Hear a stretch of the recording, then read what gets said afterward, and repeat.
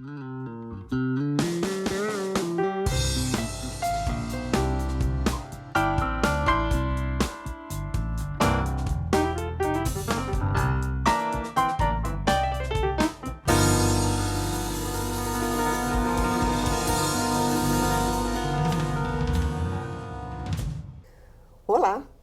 Como jornalista, ele passou por quase todos os meios de comunicação. Jornalismo impresso, rádio, televisão. Fez cobertura política em Brasília. Deu aulas de jornalismo na PUC Minas por 15 anos. O nosso convidado de hoje, o jornalista Maurício Lara, tem também 6 livros publicados. Um sobre assessoria de comunicação, sobre cobertura política, outro sobre a dolorosa experiência de ter convivido com um câncer e mais 3 de ficção, sendo que o último, O Filho do Corrupto, foi publicado recentemente. Maurício, eu já li muita coisa a seu respeito, né, de tanto você sair na imprensa também, pelo lançamento dos livros e tudo mais. Você é de Esmeralda e você fala que você teve aquela sensação de cachorrinho perdido na mudança. Quando você veio de Esmeralda para Belo Horizonte, o que mais te incomodava? Assim? A perda de raízes, dos amigos? Você veio muito cedo para cá, né? Eu vim muito cedo e vim no meio do 4º ano primário. Eu vim em julho, então assim, eu deixei minha turma, não me formei com ela. Eu vim realmente no caminhão de mudança, eu vim na cabine, mas no caminhão, e fiquei até hoje com a sensação de que eu caí daquele caminhão e não achava a casa velha nem a casa nova.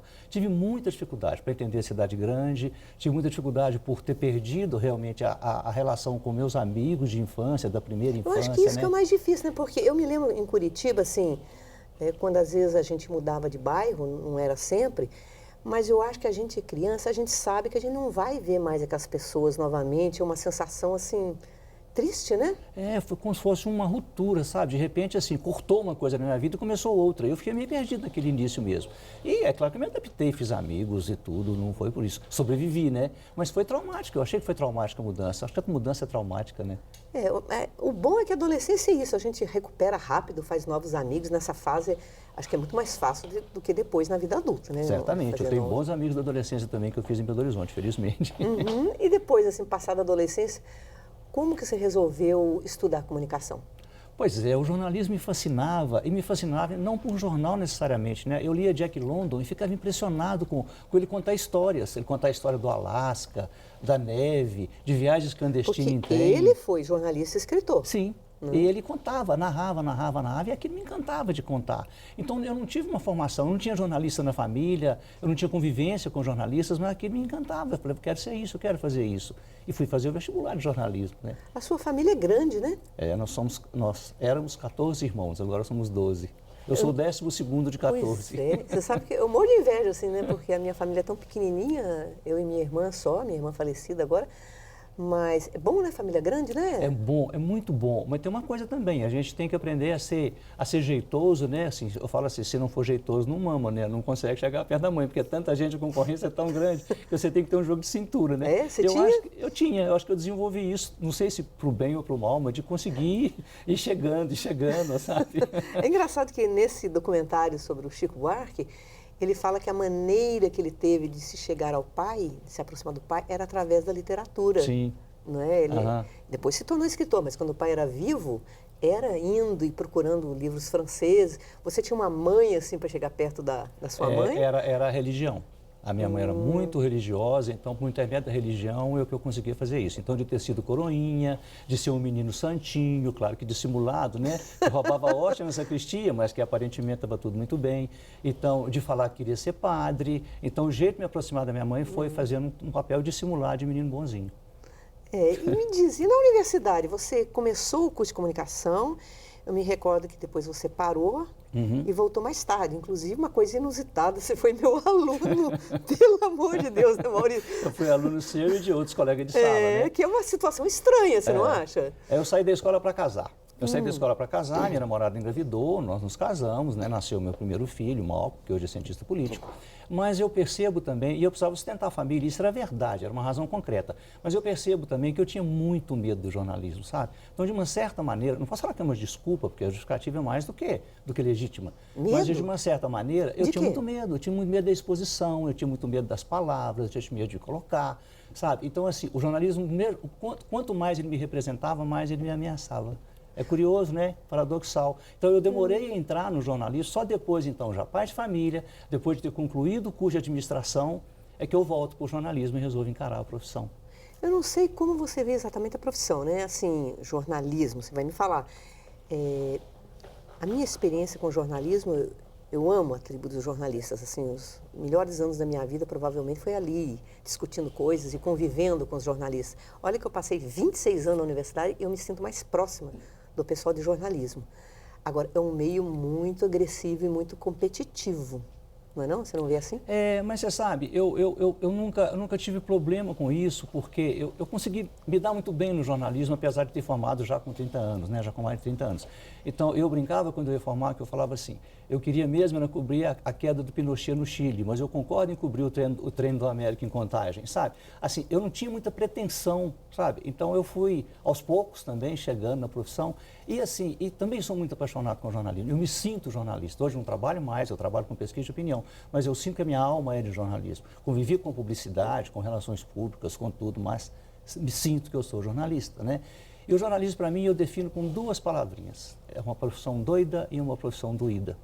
Ela é doida pela capacidade que tem de nos arrebatar, né? Como nos envolve com cada situação. Fico pensando nesse pessoal que está cobrindo essa tragédia de Mariana, né? O envolvimento, a dor, a emoção, mas também é uma profissão muito doída. Então, são as mesmas letras, né? Doida e doída, porque ela é doída porque ela nos frustra todos os dias, né? A gente vai ser jornalista porque tem vontade de mudar o mundo, e o mundo não muda. Muda. Devagarinho, né? Não muda. Não vamos ser também tão pessimistas assim. É que tem que ter a famosa paciência histórica, né? Que falava o Marx, né? Assim, Então, digamos, o mundo teima em não mudar, né? e a gente insiste, né? A gente Assim. insiste, a gente teima também. Agora, é interessante isso que você falou das histórias, né? Porque eu acho que eu sempre me senti assim, um pouco como jornalista, contadora de história, narrativas. E principalmente narrativas de pessoas anônimas. Às vezes são as mais bonitas, as mais tocantes. Eu quero até aproveitar que a gente está aqui para fazer uma pequena homenagem, vamos dizer assim. A melhor matéria que eu já vi na vida foi uma matéria pequena da Mirtz, na seção de polícia do Jornal de Minas. Ela abria a matéria assim, fulana de tal foi morta por 5 tiros dados pelo seu marido. Aí vinha no corpo da matéria a explicação que eles tinham problemas de relacionamento, ciúme dele, e a última frase dela era assim, aí ele chegou em casa e ela disse, atire se você for capaz. Então, é perfeita essa matéria. Isso foi em 75 que eu li e eu nunca mais esqueci. Para mim, assim, a estrutura perfeita. Mas, enfim, somos contadores de histórias, né? Sim, o que eu gosto de fazer é contar história. Então, assim, de todas as áreas que eu passei, a que eu mais gostava é da área de cidade, porque ele dava mais com as pessoas comuns. Sempre gostei de contar histórias de gente de Jequitinhonha, do Norte de Minas, de outras regiões do país, sabe? De gente muito simples, né? De ver uma pessoa no Jequitinhonha, numa enorme falta d'água, que você chega na casa dela e te oferece um copo de água barrenta, que era o que ela tinha de mais precioso. É bonito, até dá vontade de chorar, né? Dá, Assim, mas não é? dá. Ou das crianças usarem água em vez de carne para atrair caça, para atrair pássaros, para pegar na arapuca, na armadilha, água que era usada. Né? Porque não tinha na região. Então, assim, são coisas que... Esse Brasil real, sabe? Que é muito mais interessante do que Brasília, sem nenhuma dúvida. Porque a gente está acostumado, assim, as celebridades ocuparem muitas páginas. Não que elas não devam ocupar, elas também merecem. Mas o Alain de Botton fala isso, que a gente deveria até se aproximar das celebridades, querendo delas também alguma coisa da ordem do humano.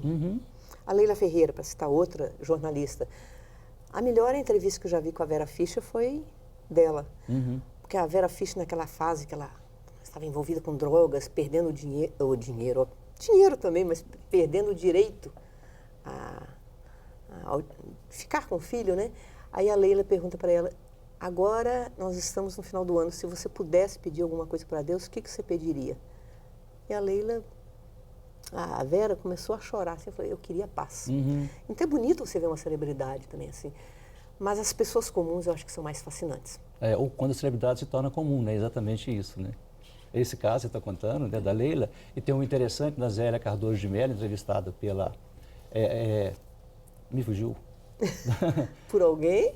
A Zira Cardoso de Mello, ela declara numa entrevista, ela era czarina da economia, né, toda poderosa, e ela declara que estava apaixonada pelo ministro da Justiça, Bernardo Cabral, né? Então, quer dizer, ela retém o dinheiro de todo mundo e vai passear de carruagem em Nova York, quer dizer, naquele momento mais humana não podia ser, de uma maneira bem vulnerável, né, muito frágil, né? Hoje... Foi a Marília Gabriela. Ah, sim. Hoje a gente tem também uma grande jornalista também que conta casos, histórias bonitas, que é a Eliane Brum, né? Uhum. Você conhece, né, o trabalho dela, né? Assim, algumas das coisas que ela escreve são, enfim, maravilhosas. Mas vamos fazer um pequeno intervalo, então? Vamos fazer um pequeno intervalo e voltamos daqui a pouco com o Maurício Lara falando mais sobre a experiência de ser jornalista e sobre também a atividade de ensinar o jornalismo aos jovens, à próxima geração. Até daqui a pouco.